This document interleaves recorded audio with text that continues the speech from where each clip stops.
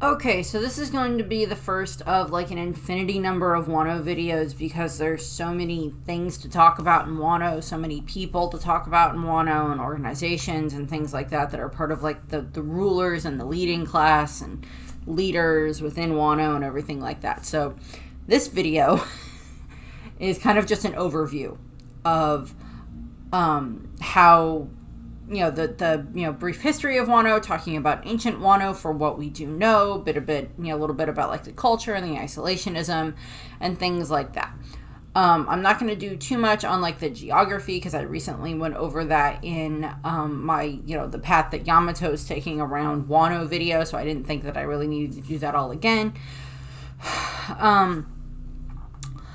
But this is just kind of breaking down kind of the overall history of Wano. Again, since I will be talking about the Kozukis and the Kurozumis and the Yakuza and the Daimyo and everything else along those lines, I'll be going through those on a much more detailed setup when I get to them.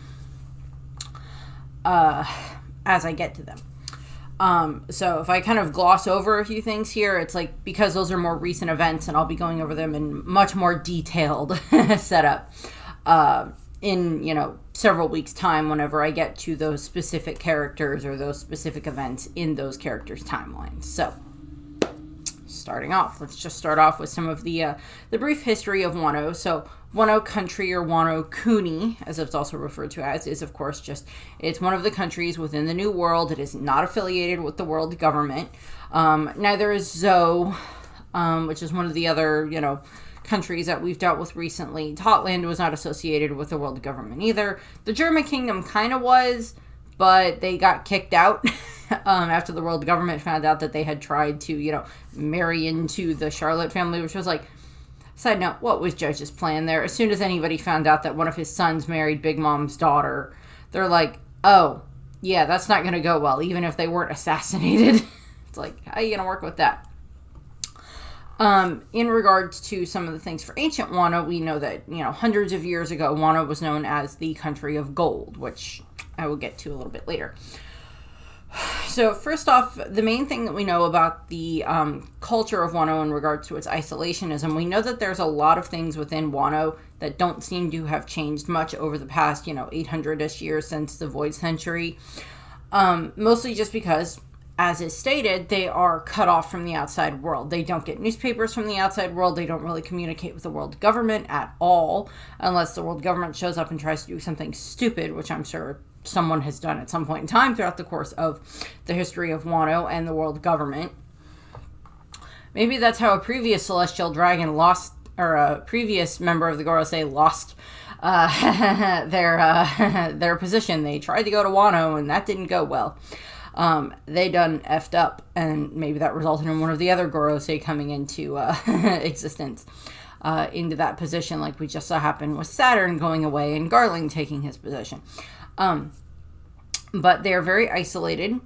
They don't have much or any contact with outsiders beyond the random pirates that wash up on their shores, or people who are somehow able to get over, the giant rock face that is all the way around Wano and somehow get up or fly up the waterfall. We know Whitebeard did this. We know the Straw Hats did this in regards to climbing up the outside of it. Somehow Inarashi and Nekomamushi ended up there when they were kids. Still never explained there, but okay, a cat and a dog that were like 8 climbed the outside of a waterfall. Okay. We know that there are, a few have access to flying abilities, like we saw with Aramaki being able to get inside very easily. Morgans would probably be able to get into Wano fairly easy with his, teacup balloon. King was able to fly up very easily. Marco would be able to do the same thing, as we saw in the story anyway. So, it's kind of like, if you can get over the waterfalls, you can get into Wano, but then you're dropped into this civilization, this culture that you really don't know. And like Luffy and such and his crew had like a bit of a heads up at this because they'd interacted with Kinemon and with Kanjuro, a traitor as he is, and with Raizo and with Momonosuke. So they interacted with them a bit, plus, they happened to find allies when they showed up there pretty quickly and, able to have people help them with, finding their ways around. But if you were just a random person, random Marine dropped into Wano, you probably wouldn't do very well, or a random citizen dropped into Wano from the outside world, you may not do very well, depending on the circumstances. But yes, they very much have a culture of isolationism, which is, of course, based on the isolationism policy that was in place during feudal Japan time frame, when they were trying to keep out the outside world because of the threats that were there. We know that at some point in its past, we know that the reason that they have the isolationist policy is that at some point around 800 years ago, they were associated with the Great Kingdom, with Joy Boy, with that setup, and that, because they have Pluton underneath them, they need to keep, kind of an isolationism policy up, so that way they can try to keep people away from where Pluton is. Also, this also resorts in the fact that they think that anybody that has devil fruits has sorcery powers, which is just funny, because it's like Kinemon, Kanjuro, Raizo, Shinobu all have devil fruit powers. And they all would have eaten them while they were in Wano. And of course, Orochi has it and stuff like that. So it's just like, obviously there are devil fruit. Onimaru has one. Again, it's like, obviously these, devil fruits end up in Wano. Again, there's also the whole, we don't know the exact rules for how far away a fruit has to be for, a fruit to be reincarnated in it. So it's possible those devil fruits just happen to reincarnate in Wano, and then they got eaten by said scabbard or said other person. And Tom is devil fruit as well. They just think that it's sorcery. It's just like, oh, I ate a weird fruit, now I can do things. It's like, Kinemon, well, I ate a weird fruit one day, and now I can make clothes out of, leaves and rocks and stuff like that very easily until someone takes them off. Raizo, I have scrolls. So it's just like that type of a thing. Also in regards to their culture, we know that they do have hockey, although it's not called hockey within Wano, it's called Ryuo, or the flowing sakura, which is, of course, the technique that Luffy learns. And he hasn't mastered it yet, but he's gotten a lot better at it. During the whole time frame of, when he met Hirogoro in the Udon prison, and then, of course, training with it for, over the 2 weeks before the Fire Festival, and then he kind of, clicked into place when he was fighting against Kaido. And subsequently, he's, hopefully gotten better at it. Not that he really needed it against Lucci, necessarily, when on Egghead, but he kind of needed it when he was trying to fight against the Gorosei. So, Luffy, he's mastered that. Well, he hasn't mastered it, but he's gotten much better at it.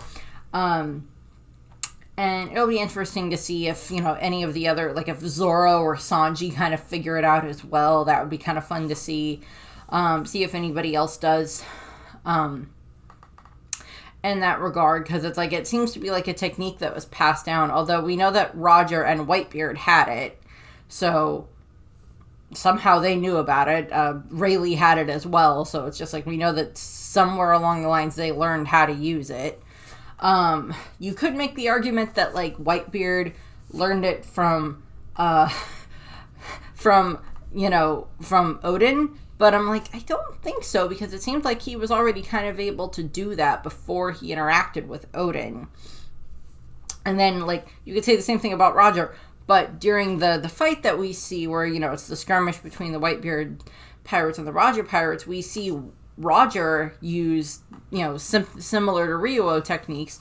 And then we also see Rayleigh do the same thing. So it's well, no, they would have learned that on their own. So it's just somehow it ended up outside of Wano as well, or they developed the same thing. And then Odin probably was hey, that's kind of what we have back home. I know an old guy an old Yakuza boss that taught me how to do that. Or something along those lines. Also in regards to how the isolationist policy tends to work, unfortunately, minks and fishmen are unfortunately seen as monsters within the setup of Wano. This is what we see with Inarashi and Nekomamushi when they first show up in Wano. We also see this with the way that Kawamatsu is treated, and why he pretends to be a kappa instead of a fishman, which is That's not going to get you much better, but okay. So there's that set up. Hopefully, you know, now that Wano has been opened up a little bit, not like opened up, but it's been exposed to more things, and, you know, having Kawamatsu and Inuarashi and Nekomamushi being these very prominent people now within the new current history of Wano, hopefully people will be able to, like, start learning that, oh, the minks and fishmen are not monsters. They're just like us. They just happen to have fur and or scales. So we'll see how that goes. We do know, in regards to some of the other things for, you know, just some of the other overall isolationist setup for this, we know that during this time frame, you know, Oden and Momonosuke had both been very set to want to open up Wano. That had been Oden's intention after he learned everything at Laugh Tale, and he wanted to prepare Wano for the return of Joy Boy. But of course, that got waylaid because of everything with Orochi and Kaido and everything. And then Momonosuke kind of inherited that will, and, you know, the Scabbards did as well. And they they were ready to try to, open up Wano after they had finished the raid on Onigashima, but because of information that Momonosuke received through talking with Zunesha and stuff like that, he's like, okay, maybe not the best time to open up Wano at the moment. We'll see what happens, but at the moment, we're not going to do that. Which is perfectly fine. I mean, you know, he's the new shogun. And, you know, given the threat of the Marines, it's like, yeah, maybe not the best time to open up the country yet. Plus, however Momonosuke finds out about how, you know, Wano was designed, and that history, how much Sukeyaki is going to hopefully be telling him and teaching him and Hiyori about this, so we'll see what happens there. Some of the other things for miscellaneous things, we know that their main currency is based on silver, gold, and platinum, instead of the berry or X-Toll that would have been in Skypiea. So it's just like, silver didn't have much value with Kaido around. Gold and platinum did, but, things shift over the decades. Platinum is, like, far more valuable than the gold or the silver, but, there's that. We know that they are very also known for their smithing and metallurgy, because we know that the poneglyphs themselves were created in Wano by the Kozuki clan, and that, all the way back so many ancestors ago, 800 years ago, at tail end of the Void Century, we know that these poneglyphs were made by Momonosuke and Hiyori and Oden and everything by their ancestors. So that's why that ability to read has been passed down. Read the poneglyphs has been passed down. That's why Sukeyaki taught Oden, and why Oden could read the poneglyphs. May not have known the full story, but he knew he could read them. And then, now it's supposedly hinted at that Sukeyaki is going to be training Momonosuke, possibly Hiyori as well, in how to read the poneglyphs. So we'll see how that goes. But we know that they made the poneglyphs themselves, and, it's like, and these things are, like, indestructible. So it's like, if you want an example of, Wano craftsmanship right there, that's that. We also know that there is also a lot of other craftsmanship in regards to sword and weapons craftsmanship that has come out of this. We know about Kitetsu and Fugetsu Kisaburo, who was one of the ones that made, who's the swordsman or the blacksmith that made Fujitora's sword. We know that Shimosuke Kozaburo was, of course, an amazing, sword maker. Sukeyaki himself was an amazing sword maker in the form of making, he made Ame no Habakiri, and then Shimosuke Kozaburo made Enma and the Wado Ichimonji. But we know that other swordsmen have come out of Wano and stuff like that are, that they have made these swords, and they somehow end up in the outside world as part of the various levels of the Meito grade swords. And that other weapons that are produced in Wano are, of course, known for very high quality. We also know that they are able to craft sea stone, and the fact of making sea stone nails, making very refined sea stone handcuffs and chains and things like that we see used throughout the arc. If anyone could create sea stone bullets, they probably could. I had wanted to see maybe, Usopp and Frankie get some sea prism stone upgrades to some of their stuff, get some, sea prism weapons or something like that for for Frankie, get, Usopp some sea prism, dart stars or something like that would have been good. In regards to the administration that we see throughout Wano, pretty much leading up to and everything happens with Orochi, we know that there were a certain number of families that were in charge. There was the Kozuki family, who were the shogunate. Then there were the Kurozumi family, the Uzuki family, the Amatsuki family, and the Fugetsu family. That were the other ones, and the Shimosuke family, excuse me. Those were the 6 main families within Wano that seemed to be part of the administrative and part of the daimyo setup.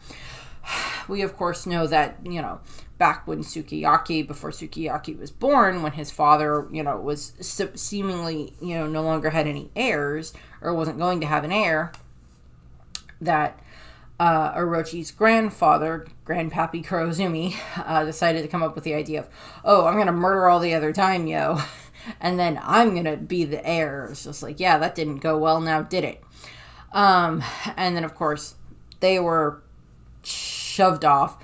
That supposedly was what ended the Amatsuki clan at that point in time, which is the same clan that, well, technically, Toki would be like an ancestor of the Amatsuki clan, because she was, from 830 something years ago is when she was born, so she would technically be an ancestor of whoever the modern day versions would have been.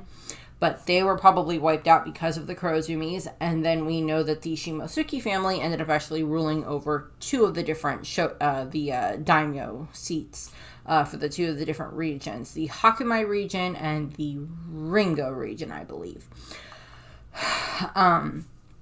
We're all involved there as daimyos.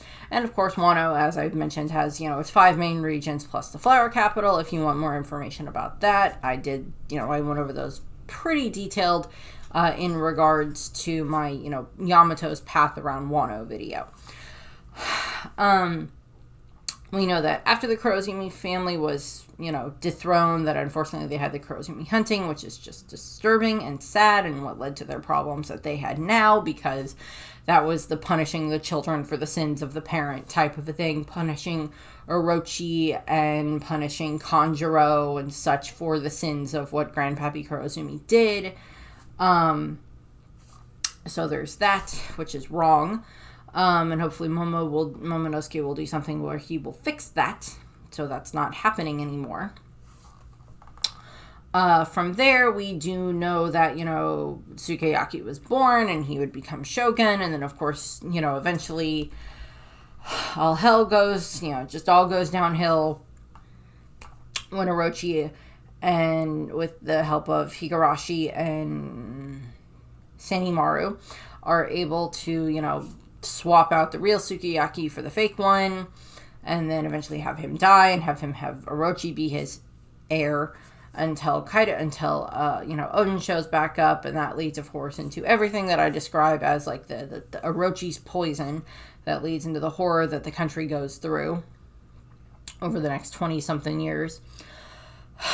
And then, of course, much more recently, with Orochi being killed, Kaido being dethroned, or punched in the face into a volcano, and Wano being freed in that regard, we know that now Momonosuke is in charge, and that hopefully new daimyo are going to be raised up in the other regions, probably being picked from the scabbard, since we know that Denjiro became the daimyo of the Kibi region, I believe. We'll see how the other ones shake down for who's going to end up where as other daimyos, so we'll see what happens there. We also know that during the time frame when Orochi was around, he, had all of the factories and the slavery and everything else that was going on there. And of course, Momonosuke has since ceased all of that. There's no more working in the factories. There's no more of the slavery, all of that stuff. It's fine. Well, it's not fine. It's being worked out and getting fixed, but, you get the idea. Also, there is, of course, the organized crime setup, which is, of course, led by the Yakuza, which is Hyogoro and all of his other ones that we see as Yakuza bosses. We also know that Denjiro as Koshiro?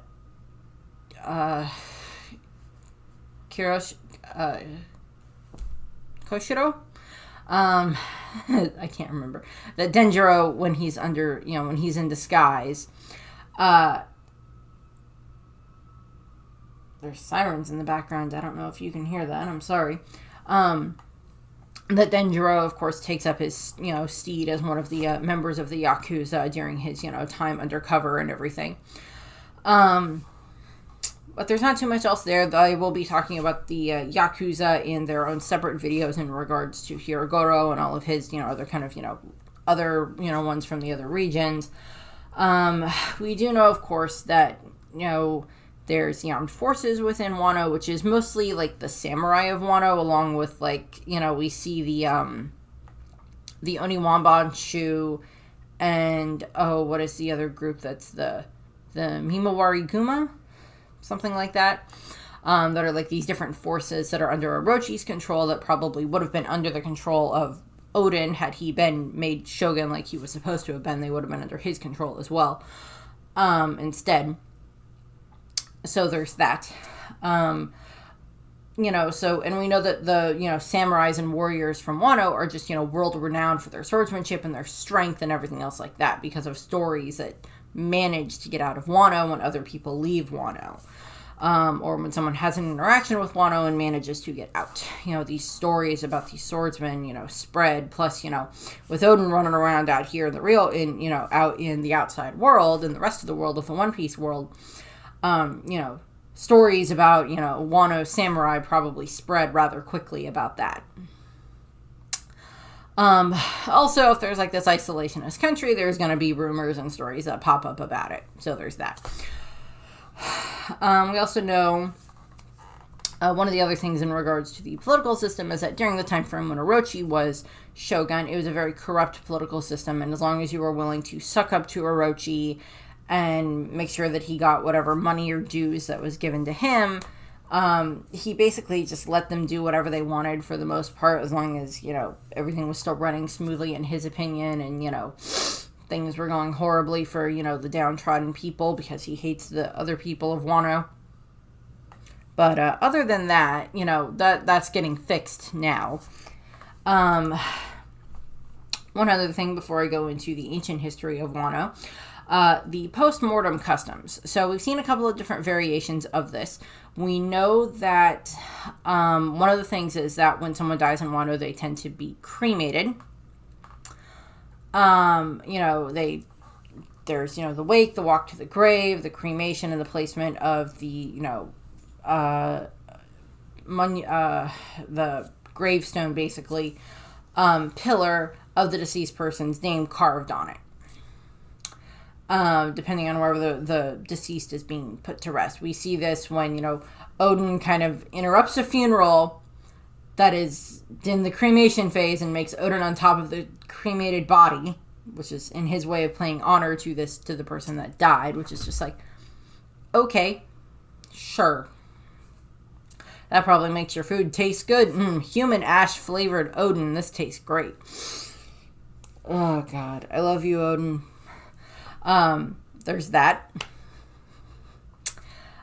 From there, there's a few other little customs we've seen. We saw, of course, the graves that were made for Tama's parents in her flashback. We saw the graves that were made for Yasue and for Pedro that we saw at the end of it with, Zoro and Hiyori and Otoko there paying their respects. We also saw... the main thing that we saw for the graveyard was that in Ringo, they of course have, where, in Ringo, it's, when you're born, preferably if you're a male, you're given a sword.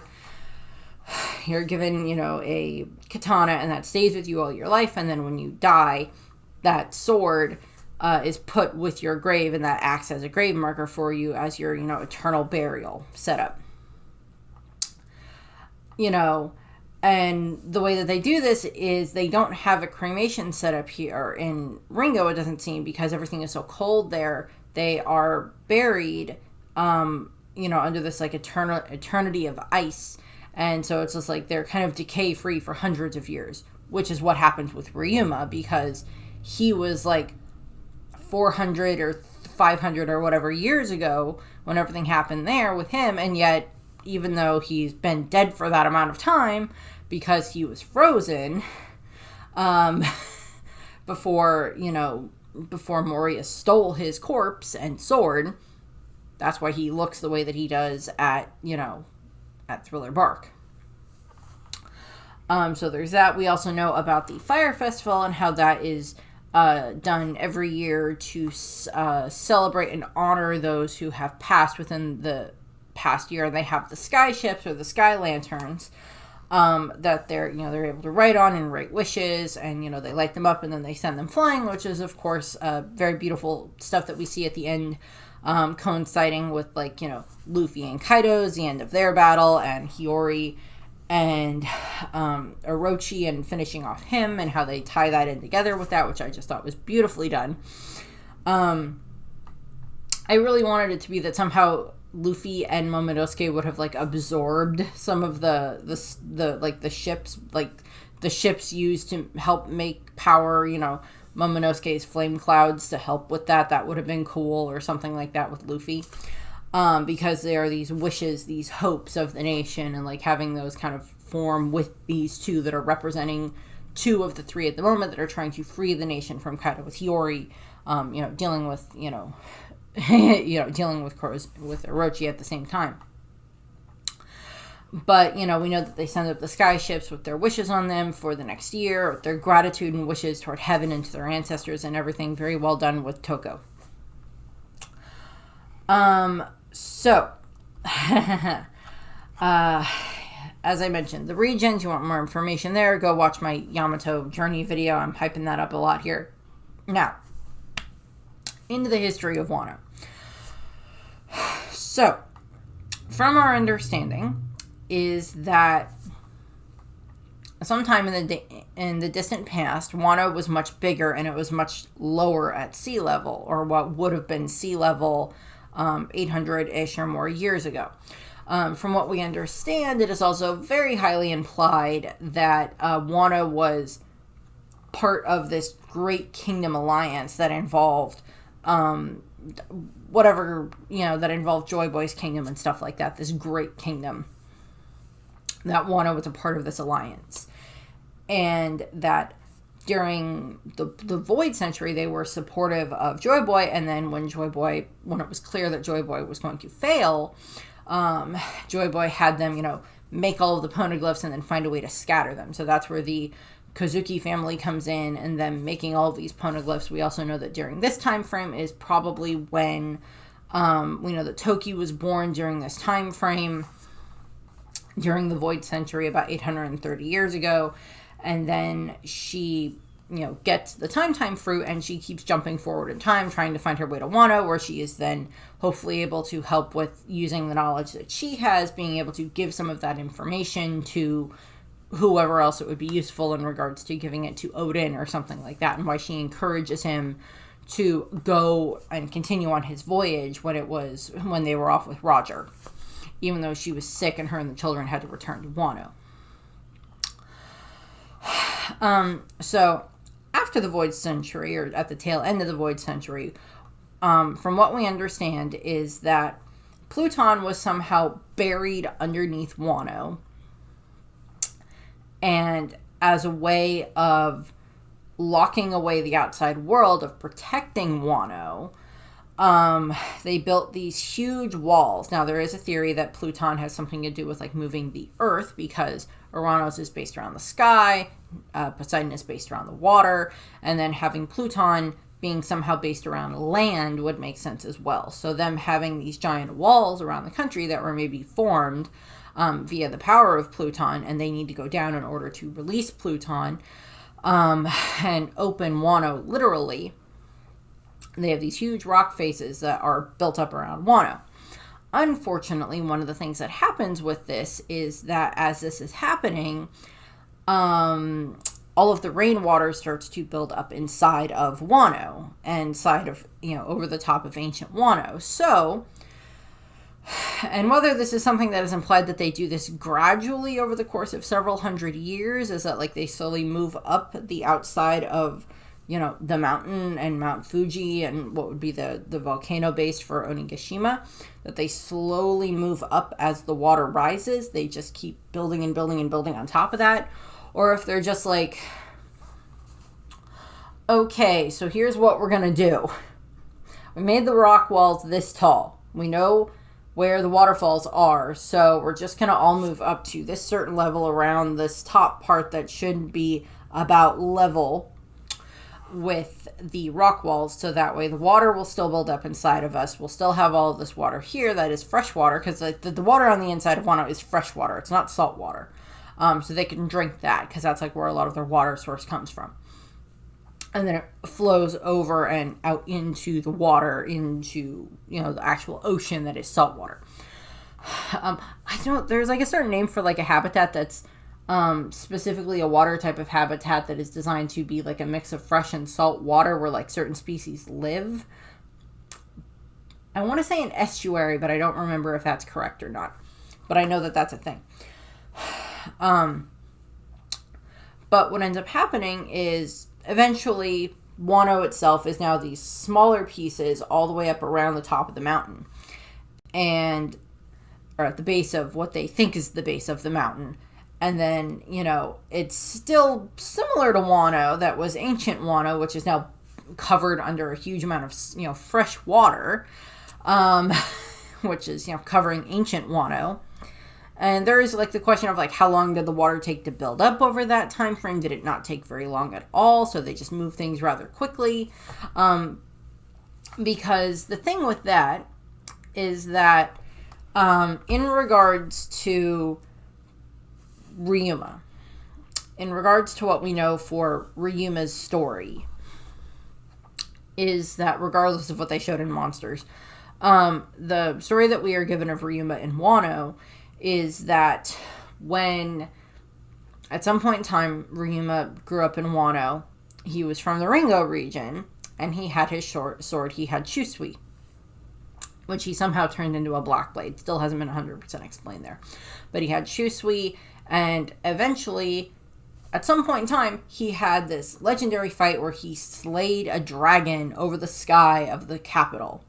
So that would have been over the sky of the flower capital. So there's a thought here that some celestial dragon got it into their head that, you know, there's the theory that the celestial dragons that are from Marijua used to have dragons at some point in time, and that some celestial dragon got it into their head. This may have been a Gorosei, past version of a Gorosei, that got it into their head. It was just like, oh, I'm going to take my dragon. Maybe he was a young gun or something like that. He's like, oh, I'm going to take my dragon and I'm going to fly to Wano and I'm going to terrify them and I'm going to make them join me, make them become my slaves and my servants and everything else like that, and make them join the world government. I'm going to make them do this. I don't think that ended well for that celestial dragon, in all honesty, regardless of whether or not they were a Gorosei. But supposedly what happened, or like the theory is that they flew to Wano, and they got there, they started causing trouble, and then Ryuma just happens to be there at the same time, or maybe other samurai showed up and they tried taking down the dragon. Ryuma ended up being the one who could actually do it, jumped up and sliced the dragon's head off, and slayed it in full view of the capital, and was honored and made, you know, Ryuma the sword god, dragon slayer, whatever you want to call him. Those titles were, you know, placed upon him, and he managed to slay this dragon that was threatening Wano. And we know that he was a member of the Shimosuke clan because he is technically an ancestor of Zoro and Kuina, and Yasuie and such, that he is an ancestor of all of them. But there's also the question of, like, where in the family line was that? How many ages ago was that? Because I don't think we ever get an exact time frame for when Ryuma was alive. I thought I vaguely remember at some point for, like, in Thriller Bark that it was like, oh, Ryuma was alive like 400 years ago, but beyond that, I'm not sure. Because somehow that story got out, because other people knew about Ryuma in the outside world. That story was like known in the outside world because somehow Moria knew about it. And when he was in Wano fighting against Kaido, he managed to steal Ryuma's corpse, which implies, okay, that either implies two things. A, that by the time Ryuma died and was placed in, you know, the Ringo region with the Ryuma Shusui shrine and everything like that, with Shusui there with him, that Wano was already at the sea level where it is now, up in the area where it is now, and had been there for so long. The other thought was like, because like I've seen theories that like, oh, Ryuma was part of like Joy Boy's crew, and that's why he slayed a celestial dragon or a dragon of some kind. Was, you know, he was part of Joy Boy's crew or something like that. I'm like, if Ryuma was alive 800 years ago, his corpse in his grave would be at the bottom of Wano at this point in time, and even with having Moria there to try to get his corpse, I don't think that would have gone well. Even with fresh water, I don't think that that would have done very well for having his zombies go down there to try to get it. So I don't know what to say with that. And like Ryuma's grave is stated to be up at the top, so I'm assuming that's where it is. We still haven't seen it yet. We might see that with Yamato's cover story, but we haven't seen the grave yet. But so we know everything happened there with Ryuma. We don't know the exact setup of that, but we know that he was buried in Ringo, and at the very least now his sword has been returned after his corpse was, reanimated by reanimated by Moria and then destroyed by Zoro after being possessed with Brook's shadow. Yeah, that's an explanation that Zoro has to give to, like, Hiyori and Kawamatsu and all of that stuff, and he's just like, listen, I can explain how I have this sword. I didn't steal it. I won it from Ryuma's corpse. It's like, okay. Yeah, that makes perfect sense, dude. So there's that. More recent events. We know that prior to Odin's time, there was everything that happened with Odin. It would have been Odin's grandfather not having an heir yet, so that's when everything happened with Sukiyaki, with him being born, when everything happened with the original Kurozumi clan, with Grandpappy Kurozumi and everything like that, where he decided to try to take out the other daimyo, and that was discovered, and then he's, executed and whatever else, and his family's tortured, which is not good. Eventually, Sukiyaki becomes shogun, and then eventually he has Odin. We don't know anything about their respective mothers. But eventually he has Odin. We know that everything happens throughout Odin's life where, and again, I'll go into this in a lot more detail with Odin when I get to Odin, which is going to be like 3 videos in and of itself is going to be Odin's life, because the dude did a lot. But we know there's so many different things. The main big incident that happened, or the 2 main big incidents that happen, is, of course, when he's about 15 years old, he causes the harem revolt because he decides to take a bunch of women and take them up to the mountains and form a harem. He's 15, dude. And then there's the mountain god incident that happens where he slays the giant mountain god. Well, slays and then somehow heals the dang thing after he cuts it in half, because we see it later. Slays the mountain god Bor in the capital, which of course brings him to befriend Kinemon and Denjiro, and then of course that leads into him being, exiled by his father, and then of course this leads into him traveling around Wano and finding all of the members that would become his future 9 red scabbards. Well, 8 red scabbards and a traitor. And then, of course, eventually he ends up in Curry, where he ends up fighting against Ashura Doji, and he manages to defeat Ashura Doji, and he restores peace to Curry, which it's supposedly it's thought that the Curry region had been the region that the Kurozumis had once ruled over, and that's why it had become such a lawless region during that time frame, and why Ashura Doji had managed to, make his way to the top of, the criminal organization, the crime boss, the mob boss, whatever you want to call it, that was in charge there. Odin defeats Ashura, and then eventually this leads into, Ashura swears fealty to him, and Odin builds up Curry, becomes the daimyo, reconnects with his father, and then, of course, Odin ends up heading off into... all of this, of course, happens along the same side of when, Orochi is being, told what to do by Higurashi and Sinimaru and everything else there, and he's weaseling his way inside and building his way up into the castle and all of that crap.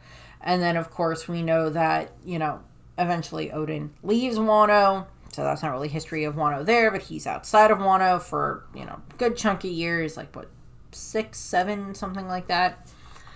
If that, he's outside of Wano for quite a while. Maybe not that many years, but outside of Wano for a while. Having all of his adventures during this time frame is, of course, Orochi has manipulated itself to where he becomes the shogun after they fake Sukiyaki's death and lock him away. And then, of course, he invites Kaido to come, and that makes him and Kaido allies to start taking over Wano in that regard, where Orochi and Kaido are like, Orochi's like, okay, I get the flower capital, and I get to keep it the way I want it, and you get the rest of Wano. And for about 20-something years, Kaido's fine with this. For like 26 whatever years, Kaido's fine with this arrangement. He's like, yeah, sure, fine, you have that. I'm going to go take this giant island that's, shaped like a skull. I'm going to need some craftsmen so I can have them help me build a giant castle, mansion, whatever you want to call it, inside of this dome. Because it's freaking awesome. And I mean, like, hello, if I had the option to live inside of a giant skull dome like that, I'd definitely take it. And, like, have this giant place built inside of it. Yeah, I'd take it. Sure. As I mentioned, 23 years ago is, of course, when Gekko Moria shows up and takes Ryuma's corpse and Shusui and manages to escape after all of his crew is wiped out by Kaido. And then eventually there's everything happens where Odin does return. And then, of course, this eventually leads into, Odin dancing naked in the street. But then it leads into where Odin and his scabbards go and they try to fight against Kaido and Orochi and their forces and try to stop them. Odin does manage to wound Kaido, but unfortunately via trickery by Higurashi, Odin is defeated and captured along with the rest of the scabbards. They are set to be executed, and then of course this leads into the Hour of Legends where Odin boils in, a giant pot for an hour while he keeps his, scabbards above him on the plank of wood, and then sending them off. We know that Toki, of course, sends Momo, Kinemon, Kanjuro, Raizo, and Okiku into the future for 20 years, and then Hiyori is taken care of by Kawamatsu for the next 20 years. So we go all of that. Orochi just becomes more and more horrible. All the rest of the daimyo they try to rebel, and they're eventually all killed by Kaido. After, developing a friendship with, Yamato there.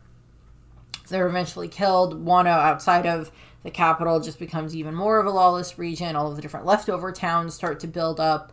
We know eventually when we know that about 10 years prior to the present, we know that a bunch of the Kozuki loyalists tried to have a rebellion and tried to fight on Onigashima, but they unfortunately were slaughtered, which is why, Ashura Doji is a little bit more, why Ashura Doji is a little bit more hesitant to try to again, but he still helps in the end, obviously. We know eventually Moria does return again and gets his crew whooped by Kaido. We know that 4 years ago is when Ace showed up in Wano and befriended Tama and, all of that stuff in Amagasa Village, and everything happened there, and then he leaves. And then, after he, befriends, Yamato and everything like that, we know eventually that, Momonosuke and his group pop up into Wano. And, of course, then they have to flee Wano. Kiku stays, but everybody else leaves. They're eventually all separated. Eventually, the, pirate, minx, samurai, ninja alliance is formed on Zou to help free Wano and liberate it from Kaido and Orochi. And then, of course, eventually we have it that, all of these people start returning to Wano, which, of course, all these events I'll go into much more detail when I get to them in, their separate videos.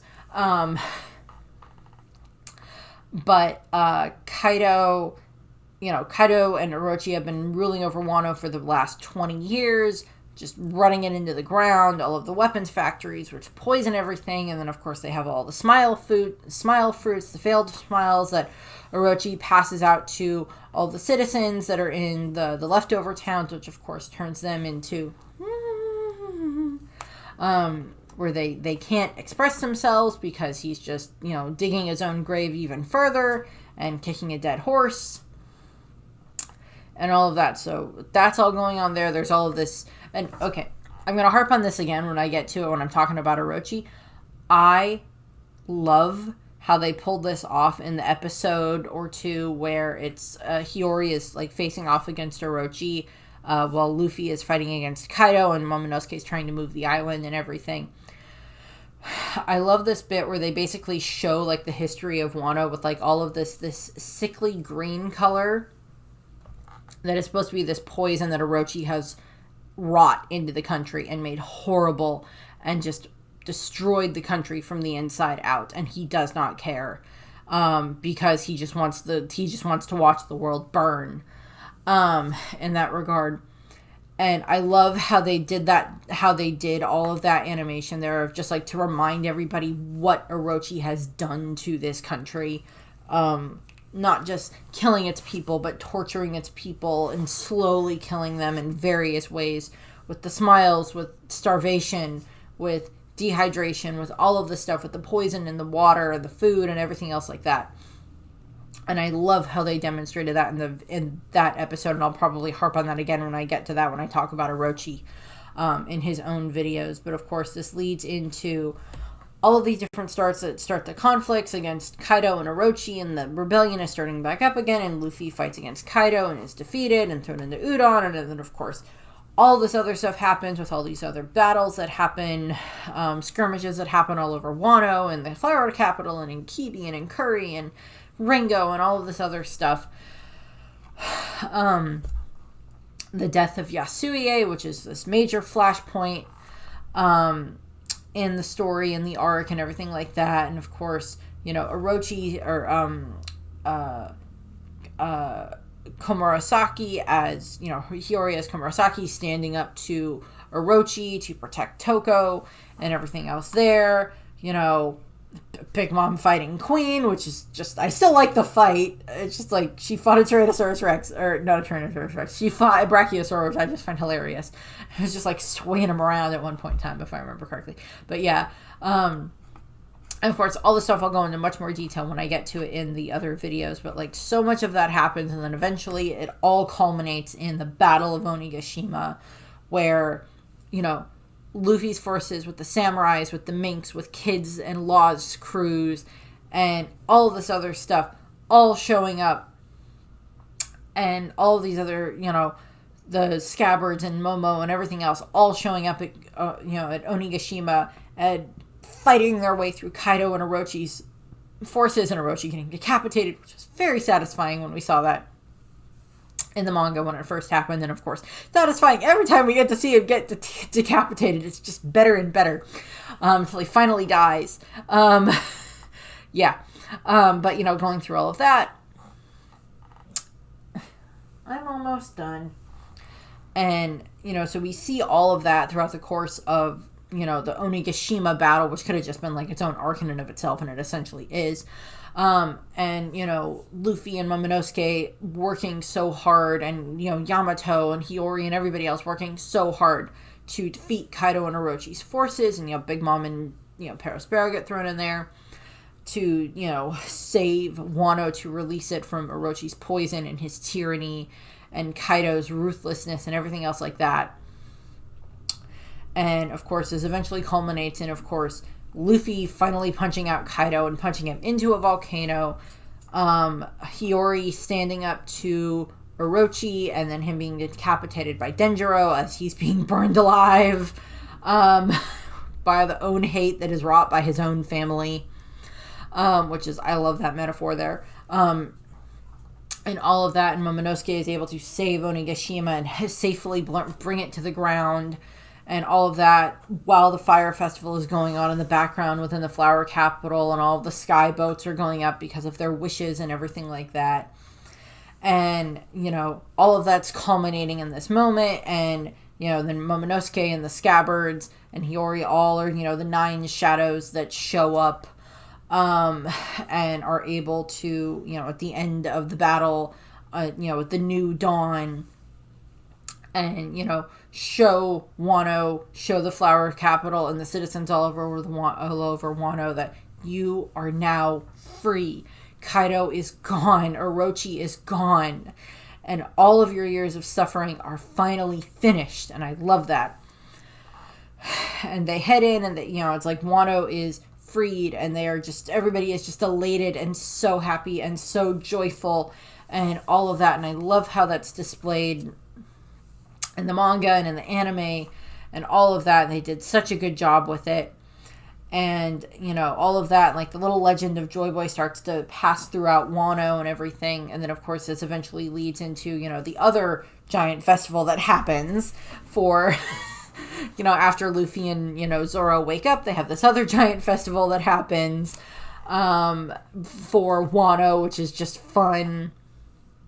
And then, of course, this leads into where Robin makes her way down to where one of the poneglyphs is, and then this leads into her having a discussion with Sukiyaki, and then of course Law eventually shows up, and they end up traveling down several hundred feet down into the ancient bed of Wano, where Sukiyaki is able to show them that this is where the poneglyph is, and this is ancient Wano, and explains to them what happened with the, building the walls and filling with rain and having to move Wano up, and how freeing Wano itself means that they have to knock down the walls, which will release all of this water, which they don't know how that will affect Wano itself up on top. If that means that that's just going to come crashing down, or how well secured that is to the side of the mountain, that type of thing. And then it's just like, we see all the ancient ruins of Wano, and we see the road poneglyph, and Sukiyaki is telling them information, and he's like, I don't know what my son learned at Laugh Tale, but something important that made him want to open up the land of Wano, but I don't know what it was. And it may not be written in the journal anymore, because we know that Toki tore up part of the pages in the journal. But, all of that happens, and then of course there's Aramaki decides to attack because he's a prick. And they have all of that, and then of course Shanks shows up, and he's not really there for very long, but he's there. And then of course we kind of end out the Wano arc itself with the Rakugo play that's going on, summing up what happened during the battle. And then of course with Luffy giving Momonosuke the flag that will represent that Wano is under the protection of the Straw Hats now and forever. And that there is that alliance there and everything else. And of course, part of the legacy of what happens in Wano is, of course, Kid, Luffy, and Law have their bounties raised. Kaido and Big Mom are no longer Yonko. Luffy and Buggy are now Yonko, and everything else with that. The Straw Hats are, 3/4 of the way to finding all of the poneglyphs, and they just have to find one more road poneglyph for them to be able to find where Laugh Tale is. So there's all of that. And, so there's so many things that happen there for how the arc finishes up. And then, of course, for the most recent information, obviously, that we got where during Vegapunk's message, we kind of cut to Wano at one point, because Momonosuke and Kinemon, and I think Toko or Atama is there as well, listening in on the Den Mushi, telling them about, or telling the world with Vegapunk's message about what happened, what was with the earthquakes and everything else, because we know that the earthquakes of unprecedented magnitude that happened because of what happened with Lucia did affect Wano as well. And so, Momonosuke has some of that information, and we'll see how much of that information ends up affecting decisions that Momonosuke makes over the next, several months or so. Also, there is, of course, currently the Yamato cover story that is going on right now, so we'll see what other information we get there that will be added into the history of Wano, and, we'll see what else happens there. Obviously, in regards to trivia, there is, of course, as I mentioned earlier, Wano country, for its inspiration for its isolationism and culture and architects and dialect and everything else like that, are very much based off of feudal Japan. And of course, during this time frame when they had the closed door policy for why they weren't having anybody inside. and different things like that. So there was like, you know, different things that are referenced in there. There's other things that are referenced throughout the story that are, you know, that are referenced throughout the arc that are references to other things and like past, you know, the history of Japan, and the different regions, of course, within Wano are based off of different regions, of course, in Japan. So there's a lot that's there. But that's what I have here. As I said, my intention is, of course, a lot of this more will get talked about in detail when I get to doing, as I go through all of the other various royals and rulers and leaders and stuff like that that we saw throughout Wano, which is going to be a very long list because there's several of them. Oden's going to get like 3. Orochi's going to get like 2. Kaido, I am going to talk about Kaido. He's going to get like 2 or 3. Momo is, I think, going to get 2 or 3. Hiyori might get 2, but I haven't decided. But there's also going to be like talking about the daimyos. And yes, I am going to talk about the freaking scabbards because I am, and it's my videos and I can do what I want. So that's what I have there. I thank you for watching. I hope you enjoyed this video, and I hope you have a nice rest of your day. Bye!